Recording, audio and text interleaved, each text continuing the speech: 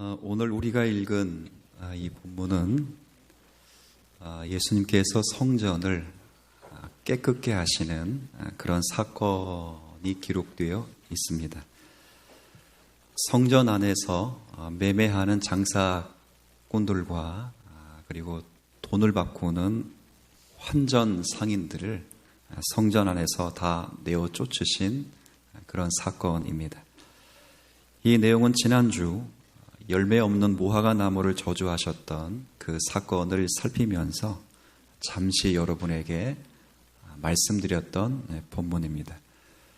잎만 무성하고 열매가 없는 무화과 나무처럼 종교적인 겉치장은 부성하고 그리고 율법에 축적된 의식은 풍성한데 참된 열매를 맺지 못하는 그런 이스라엘 백성들을 경고하면서 우리 주님이 참된 열매가 무엇인지를 설명해 주는 차원에서 제가 여러분에게 그 열매가 이것이다 라고 답변으로 드린 본문이 오늘 본문입니다. 그 열매는 다름 아닌 예수 그리스도이십니다. 성전의 실체 되시며 성전을 정결케 하시며 성전을 통하여 자기 백성과 함께 하시고 그 백성들을 새롭게 해주시기를 원하시는 예수 그리스도, 그분이 우리의 인생의 열매이며 우리의 모든 근원이며 우리의 자원입니다. 예수 그리스도에 대한 신뢰와 그리고 예수님을 붙들고 따라가는 그 믿음이 이스라엘 백성들에게 있어야 될 믿음이자 우리에게 있어야 할 믿음이라고 말씀을 드렸습니다. 오늘은 여기에 더해서 이 성전이 예수님이 하실 일을 모형적으로 보여주는 그런 장소라 하는 관점에서 한 번 더 여러분에게 설명을 드리려고 합니다. 여러분, 성전의 기원은 과연 무엇일까요? 성전이 왜 만들어졌을까요? 왜 성전이 필요하게 되었을까요? 성전이 세워진 이유는 하나님께서 자기 백성들 중에서 거하시는 장소로 허락을 해 주셨기 때문입니다. 출애굽기 25장의 8절과 그리고 그 문단이 끝나는 22절에 이렇게 기록되어 있습니다. 한번 같이 읽어주시겠어요? 내가 그들 중에 거할 성소를 그들이 나를 위하여 짓되. 그리고 22절 같이 한번 읽습니다. 거기서 내가 너희와 만나고. 자,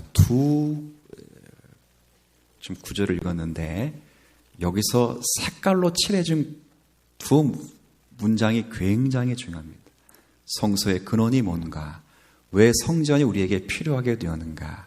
첫 번째 단어는 거하다라는 단어고, 두 번째 단어는 뭐지요? 만나다. 성전은 뭐 하는 곳입니까? 성전에 필요한 이유는 무엇입니까? 성전은 하나님이 거하시면서 자기 백성을 만나는 곳입니다. 다시요. 성전의 가장 중요한 두 가지 단어, 시작. 거하고 만나다. 누가 거하십니까? 누구를 만나십니까? 그렇죠. 재미있는 게 있습니다.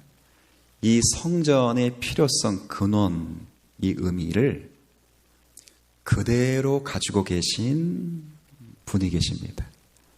성전의 의미를 그대로 가지고 계신 그분, 성전의 실체이신 예수님의 별명. 예수는 이름입니다. 예수님 시대 때, 예수님 활동 시대 때 예수라는 이름이 예수님 한 분에게만 적용되지 않았습니다. 여호수아, 예수와, 이게 다 예수라는 뜻입니다. 수많은 예수가 있습니다. 수많은 예수. 그런데 그 수많은 예수 가운데 단 한 분에게만 별칭을 주었습니다. 하나님이. 그 별칭이 뭐지요? 물론 예수 그리스도시죠. 그러나 그 별명 임마누엘, 성전과 똑같습니다. 거하고 두 번째 만나고.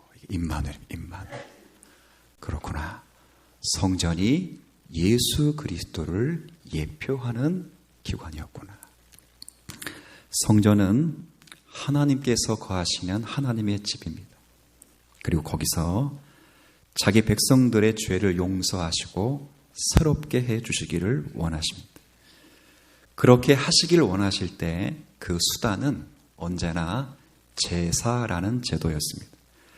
이스라엘 백성들이 말씀대로 살지 못하고 또 욕심대로 죄를 지으며 살 때 하나님은 공의로우신 분이시기 때문에 저들을 반드시 심판하셔야 합니다. 그것이 마땅합니다. 하나님의 성품이 그러십니다. 하지만 그들을 용서하시고 다시 은혜로 살게 하기 위해서 마련해 주신 제도가 바로 제사 제도라는 것입니다. 죄를 행하는 결과는 응당, 죄의 삭신, 죽음이며 사망입니다. 그런데 하나님께서는 그런 죄를 지은 자기 백성을 심판하시는 그 대신에 제물이 되는 짐승을 죽이고 그의 피를 흘리게 하심으로 자기 백성들의 죄를 용서하셨습니다. 이것을 대속의 이치라고 부릅니다. 이 이치는 모세 이래로 이스라엘 백성들 가운데 1000년 이상 가르쳐 온 내용이었습니다. 옛 이스라엘 종교의 핵심은 그래서 제사가 아니라 바로 대속의 이치였습니다.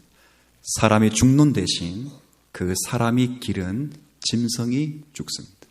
반대로 짐승이 죽는 대신 그 사람은 다시금 삶의 기회를 얻는 것입니다. 이런 대속의 이치가 행해지는 장소가 바로 어디라고요? 성전. 다시 합니다. 성전에 두 가지 중요한 단어를 기억해요. 하나는 거하다. 하나는 거하면서 하나님이 거하시면서 자기 백성을 새롭게 하시고 용서하시기 위해 만나시는데 그렇게 만나기 위하여 허락하신 제도가 제사 제도였다라는 것입니다. 그래서 예수님께서 오늘 17절에 하신 말씀이 성립됩니다. 내 집은 만민이 기도하는 집이라 라고 되어 있습니다. 주님께서 성전을 가리켜서 기도하는 집이라 라고 하신 것은 성전의 주요한 기능이 바로 하나님께 나아가서 은혜를 구하는 것이라 라고 의미하는 표현입니다. 여러분, 기도가 뭐죠? 기도는 다른 게 아니라 하나님께 은혜를 구하는 겁니다. 하나님 도와주세요. 하나님 불쌍히 여겨주세요. 하나님 긍휼히 여겨주세요. 하나님 저의 죄를 용서하여 주세요. 왜 은혜를 구합니까? 구하는 것이 내게 있지 않고 하나님께 있기 때문입니다. 그래서 기도하는 집이라 라고 말하는 것은 하나님께 은혜를 구하는 곳이다 라고 말씀하는 것과 똑같습니다. 제사를 왜 드리는가? 제사 제도 자체가 중요한 게 아니라 그 제사 제도 자체를 통하여 하나님이 계신 집에서 자기 백성들과 뭐 하기 위해서요? 만나기 위해서 만나는 것입니다. 만나는 것입니다. 실제로 성경은 성전과 관련해서 이곳이 하나님께 기도하는 곳이라, 은혜를 구하는 곳이다, 제사하는 곳이다 이게 아니고 은혜를 구하는 곳이다, 기도하는 곳이다 하는 것을 누누이 강조해 왔습니다. 솔로몬 시대에 솔로몬이 성전을 다 짓고 난 다음에 그 성전을 하나님께 봉헌하면서 드린 기도의 핵심 기도가 바로 제가 지금 여러분에게 소개해드릴 열왕기상 8장 29절부터 30절의 기도문입니다. 같이 기도를 고백해 볼까요? 시작. 주께서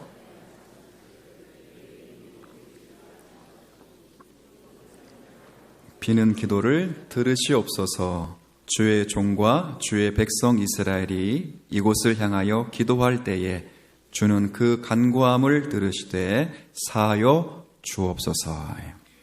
뭐라고 됐습니까? 솔로몬이 성전을 건축하고 봉헌할 그때 기도한 내용의 중심이 지금 저와 여러분이 읽은 이 구절입니다. 그 끝에 하나님 이곳을 향하여 기도할 때, 이곳을 향하여 은혜를 구할 때 그 간구함을 들으시고 우리의 죄를 사하여 주옵소서. 무슨 말입니까? 이스라엘이 구하는 은혜의 핵심, 하나님께서 하나님의 백성들에게 바라시는 가장 중요한 축복, 하나님의 자녀들이 하나님을 향하여 구할 수 있는 가장 큰 은혜, 그건 다름 아니라 죄 사함의 은혜라는 것입니다. 바로 그 사죄의 은총이 베풀어지는 곳이 성전입니다. 그런데 오늘 본문에 보니까 예수님이 성전에서 보신 것은 그런 것이 아닙니다. 겉모양은 성전인데 실상은 성경이 표현해 둔 성경의 정신에 근거한 그러한 성전의 기능이 마비된 죽은 성전의 모습과 똑같습니다. 만민이 기도하는 집이 아니라 오늘 예수님이 표현하신 대로 강도의 소굴이 되어버렸습니다. 오늘 우리가 읽었던 17절에 뭐라고 되어 있죠? 17절 제가 다시 읽습니다. 이에 가르쳐 이르시되 기록된 바 원래 하나님의 성전은 만민이 왜 거하시면서 만나시는 곳이기 때문에 그 하나님 앞에 찾아가 은혜를 구하는 곳이었습니다. 근데 너희들이 은혜를 구해야 되는 그 자리에 뭘로 만들었다고요? 강도의 소굴을 만들어서 하나님은 너희의 행위를 보도록, 자격을 보도록, 기준을 보도록 그렇게 변질시켜 두지 않았느냐라고 꾸짖은 것입니다. 예수님께서 이 하신 말씀은 처음으로 이런 표현을 하신 것은 아닙니다. 너희가 강도의 소굴을 만들었도다 하는 말씀은 사실 예레미야 선지자가 예레미야 성경 7장 11절에 이스라엘 백성들을 꾸짖으면서 하셨던 말씀입니다. 너희가 강도의 소굴을 만들었도다. 무슨 말입니까?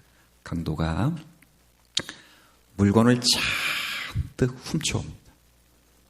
근데 훔친 물건을 어디서 마음 놓고 펴서 꺼내겠습니까? 그거를 마트에서 쫙 펴서 내가 훔쳐온 물건 A급, B급, C급 나누지 않을 거예요. 교회당 와가지고 이렇게 하죠. 그 강도가 훔친 물건을 어디서만큼은 마음 놓고 펼쳐두겠어요? 집이죠. 집이죠. 주님이 말씀하시는 것이 그겁니다. 야, 너네 삶은 개판으로 살아놓고 마음 놓고 죄지면서 살아놓고 그딴 식으로 살아놓고 성전에 들어왔으니 안전하다. 그런 말 하지 말아라. 그 말. 그런 생각하지 말아라. 그 말입니다. 예레미야 선지자 시대로 말하자면 죄로 인해 유다가 바벨론에 함락될 위기에 처해 있음에도 불구하고 성전이 있는 한 예루살렘은 안전하다. 그러지 말라는 거예요. 그들은 하나님께 당신의 도성을 친히 지키시고 하나님께서 당신의 도성을 친히 보호하시라. 그렇게 믿고 있었습니다. 예레미야 선지자가 그들을 향하여 분명히 외쳤습니다. 도적질, 살인, 간음, 거짓 맹세, 그리고 심지어 다른 신들에게 분향하면서도 성전이 우리 안에 있으니 우리는 안전하다.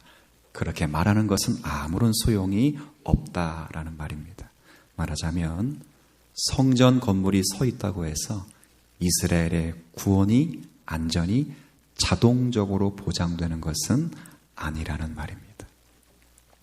구약에 엘리라는 제사장이 있습니다. 이 엘리라는 제사장에게 두 명의 아들이 있는데 비느하스와 홈니와 비느하스라는 두 아들이 있었습니다. 이 아들들이 블레셋과의 전쟁에서 뭘 가지고 나갔냐면 그래도 제사장들이니까 뭘 가지고 나갔겠어요? 하나님의 법궤를 메고 나갔습니다. 그렇게 나간 이유는 있습니다. 블레셋과의 이스라엘 백성들이 1차 전쟁을 했는데 패배를 했습니다.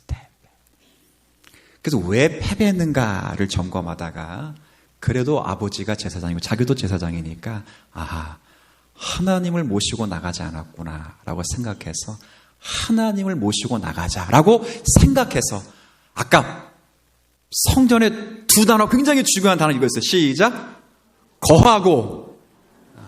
그 거하고 만나는 성전의 핵심인 성막의 핵심인 법궤를 가지고 나갔습니다. 거기 지금 누가 거하신다고요? 아까 읽었잖아요. 출애굽기 25장에 누가 거하신다고요? 하나님이 거하시고 누구와 만나요? 그 그걸 가져가면 누굴 모시고 나간 거예요? 하나님 모시고 나갔지. 얼마나 기발한 아이디어입니까? 기발한.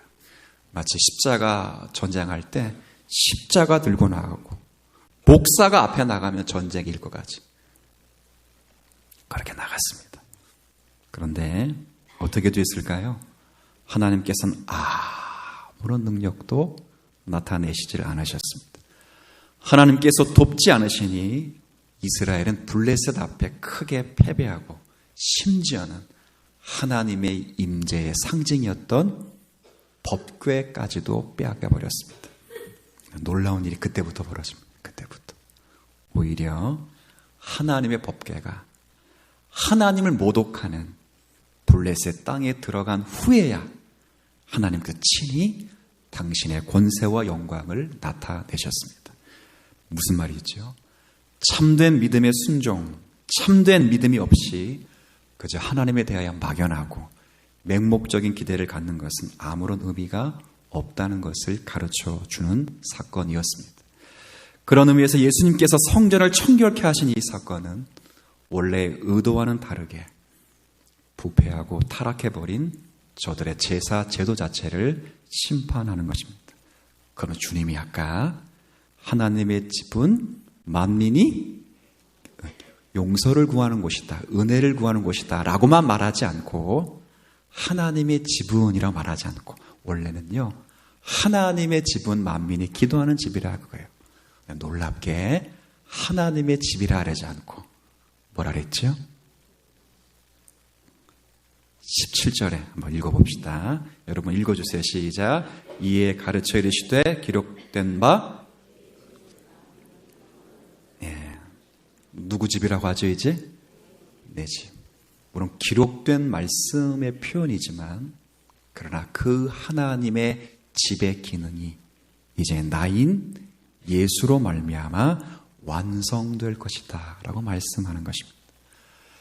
이는 처음 예수님이 말씀하시는 게 아닙니다. 말라기 3장에 보면 주께서 호련히 성전에 나타나 성전을 깨끗게 하실 것이다 라고 예언했습니다. 그리고 히브리서 10장 5절부터 7절까지는 구약의 말씀을 집약적으로 인용해서 이렇게 말씀하십니다. 같이 읽어볼까요? 하나님이 제사와 예물을 원치 아니하시고 오직 나를 위하여 한 몸을 예비하셨도다. 번제와 속죄죄는 기뻐하지 아니하시나니 이에 내가 말하기를 하나님이여 보시옵소서. 두루마리 책에 나를 가리켜 기록된 것 같이 하나님의 뜻을 행하려 왔나이다. 말씀하신 것의 성취입니다. 지금 성전을 정화하고 있는 분이 누구십니까? 한 몸을 예비하셨도다라고 말씀하신 바로 그분입니다. 그분이 뭐라 말씀하십니까? 하나님의 뜻을 행하려 왔다라고 성취하려 왔다라고 말합니다. 하나님의 어린 양이신 예수님께서 이제 하나님의 뜻을 행하려 오셨습니다. 그러니 지금까지 들어졌던 양이나 소가 무슨 필요가 있겠습니까? 더군다나 상인들에 의해서 팔려지는 부패한 저 재물이 무슨 필요가 있겠습니까? 그것들은 다 필요가 없다. 다 나가랍니다. 우리 지난주 살펴보았던 것처럼 성전 안에서 비둘기 파는 사람, 매매하는 사람, 돈 받고 온 사람을 다 쫓은 것은 악덕 상인들을 내쫓은 것이 아니라 그 성전 안에서 상거래 자체를 종식시켜버린 것입니다. 필요가 없다는 거예요. 없다. 왜요? 완벽한 제물이 왔다는 것입니다. 하나님의 어린 양으로 왔다는 거예요.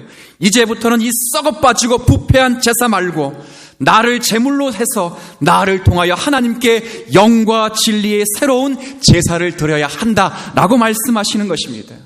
너희들이 성막을 통해서 성전을 통해서 하나님을 만나고 제사를 통하여 죄 사함의 은총을 받았을지라도 이제부터는 성전의 실체이시며 완벽한 제물 되시는 예수 그리스도가 오셨기에 이 집은 내 집이기에 나로 말미암아 구원을 받을 것이며 나로 말미암아 죄 사함의 은총을 받을 것이며 나로 말미암아 너희들이 새롭게 될 것이니라.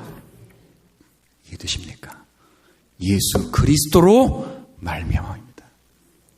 그러나 유대인이 이 사실을 보지 못합니다. 이 사실.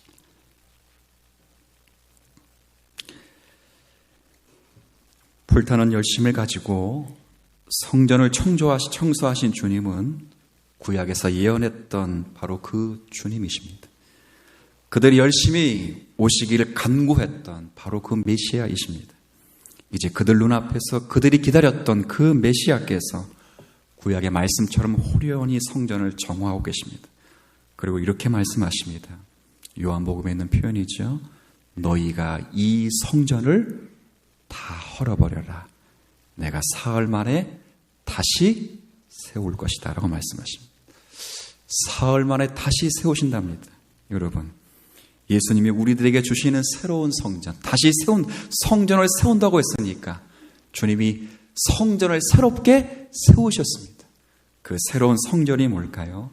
물론 자기 육체를 가리키는 겁니다. 부활을 가리키는 겁니다. 그러나 주님께서 우리에게 새롭게 주고자 하시는 성전은 눈에 보이는 건물이 아닙니다. 주님은 죽으시고 부활하신 후에 못과 망치를 가지고 더 이상 집 짓는 일을 하지 않으셨습니다. 오히려 성령을 보내주셨습니다. 그리고 고린도서 3장 16절에 이런 말씀을 통해 바울에게 우리에게 교훈하셨습니다. 같이 읽습니다. 너희가 하나님의 성전인 것과 하나님의 성령이 너희 안에 거하시는 것을 알지 못하느냐. 자, 묻습니다. 예수님, 성전된 예수님께서 구약의 성전을 허시고 새롭게 예수로 말미암아 하나님이 거하시며 하나님이 자기 백성과 만나길 원하시는 성전을 세웠는데 그 성전이 누구라고요? 뭐라고요? 자, 한번 따라해 볼게요. 여기가 아니라, 한번 따라해 보세요. 여기가 아니라 나다. 이게 아니에요. 이거. 이게 아니에요. 하나님이 정말 거하시기를 원하시는 곳, 정말 거하시면서 만나고 싶어하는 그곳, 그곳에서 하나님이 가지신 모든 은총을 쏟아부어 놓기를 원하시고 그 백성들의 죄를 사하지고 싶으신 원하셨던 그 성전, 눈에 보이는 성전이 아니라 바로 우리 저와 여러분인 줄 믿으시길 바랍니다. 여러분을 위하여 십자가에 달리신 예수 그리스도, 그분으로 인해 하나님이 우리를 만나주시기를 지금도 원하시고 부활하신 후에 하늘 보좌 우편에 계시면서 우리를 위해 중보하시고 성령을 보내셔서 그리스도가 망하지 않는 이상 이 심령 성전은 절대 망하지 않고 그리스도 예수 안에서 함께 지어져 갈 줄로 믿습니다. 이 확신을 가지셔야죠. 확신. 구약의 성전을 지으시면서 우리를 생각하고 계셨구나. 정말 은혜더라고요. 은혜. 여러분 어떻습니까? 예수로 인하여 주님을 믿는 우리가 성전이라는 사실을 믿으면 좋겠습니다. 우리가 교회입니다. 교회에 나온 것이 아니고 교회를 이룬 것입니다. 아시겠습니까? 우리 안에 성령이 계십니다. 그리고 성령 안에서 하나님의 거하실 초소가 되기 위해서 예수 안에서 함께 지어져 갈 것입니다. 지어져 가고 있습니다. 너희도 성령 안에서 하나님이 거하실 초소가 되기 위해서 예수 안에서 함께 지어져 가느니라 라고 되어 있습니다. 물론 성전된 우리는 여전히 연약합니다. 그리고 자주 실수하고 넘어집니다.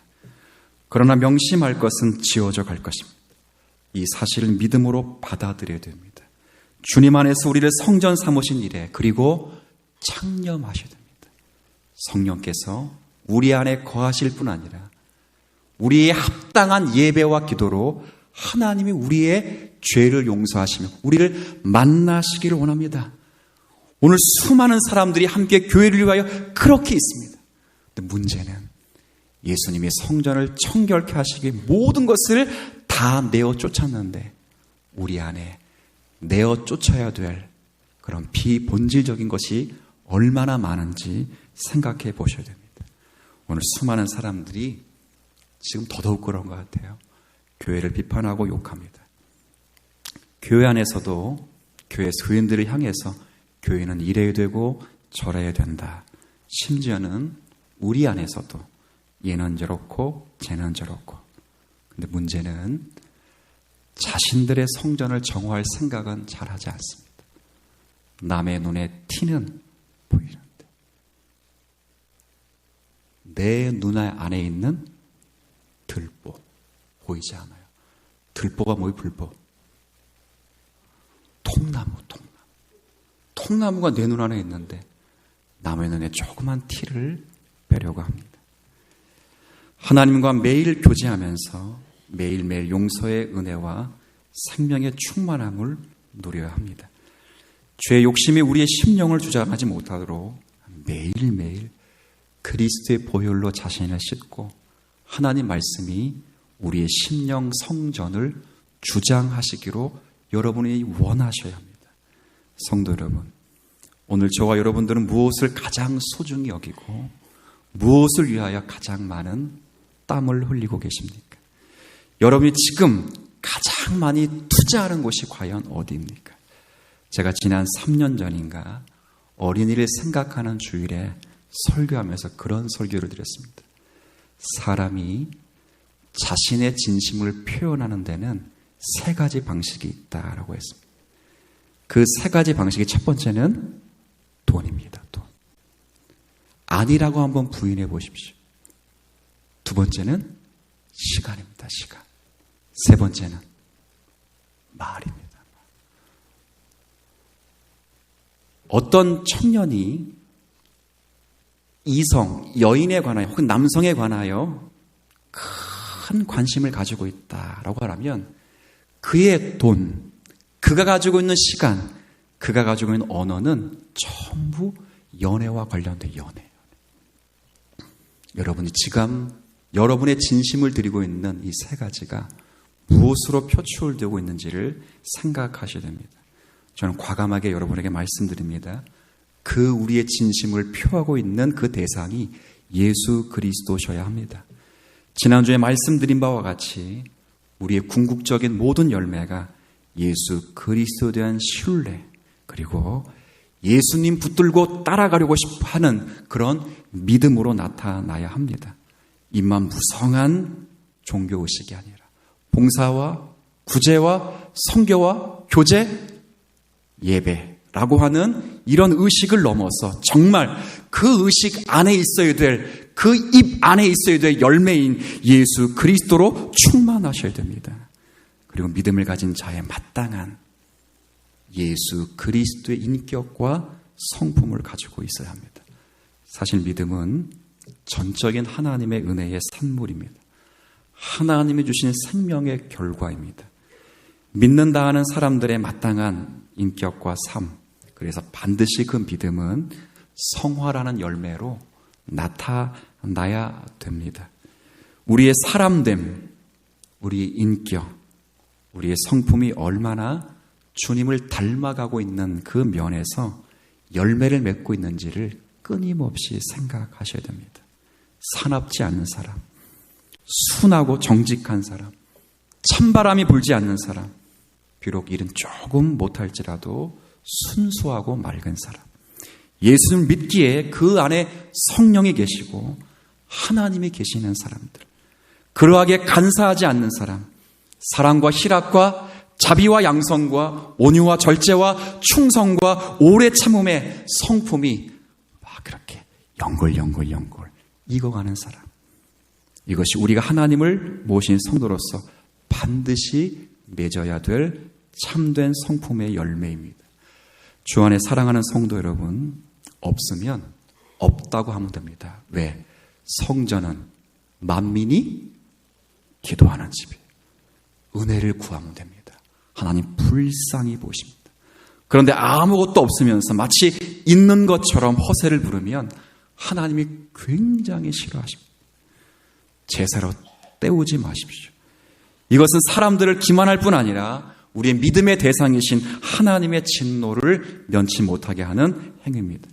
지금 예루살렘 성전이 진짜 그들에게 있는 것으로 만족할 것이 아니라 그 성전의 실체이신 예수 그리스도가 성령 안에서 우리 안에 계신 것으로 만족해하며 그 예수 그리스도를 믿는 믿음과 예수 그리스도를 닮는 그 믿음이 우리 가운데 넘쳐야 할 것입니다.